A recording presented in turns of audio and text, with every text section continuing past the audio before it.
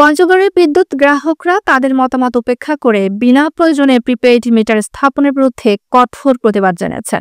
রোববার সকাল 11টায় পঞ্চগড় জেলা জজ কোর্টের সামনে পঞ্চগড় বাংলা-বান্ধা মহাসড়কের পাশে মানববন্ধন ও বিক্ষোভ সমাবেশ অনুষ্ঠিত হয়। মানববন্ধনে পঞ্চগড়ের গণ অধিকার পরিষদের আহ্বায়ক মাহফুজুর রহমান, জেলা প্রেস ক্লাবের সাধারণ সম্পাদক মোহাম্মদ শাহজালাল, আইনজীবী মোহাম্মদ ইয়াকুব আলী, শ্রমিক ইউনিয়নের সড়ক সম্পাদক আমিনুর রহমান সহ হাজারো বিদ্যুৎ গ্রাহক অংশ নেন। বক্তারা বলেন, প্রিপেইড মিটার লাগানোর মাধ্যমে গ্রাহকদের উপর অযৌক্তিক খরচ চাপানো হচ্ছে এবং তা বন্ধ করার জোর দাবি জানান। তারা হুঁশিয়ারি দেন, দাবি পূরণ না হলে পঞ্চগড় বিদ্যুৎ অফিস ঘেরাও করা হবে। মানববন্ধনের শেষে বিক্ষোভ মিছিল জেলা প্রশাসকের কার্যালয়ে গিয়ে জ্বালানি উপদেষ্টার কাছে স্মারকলিপি প্রদান করে।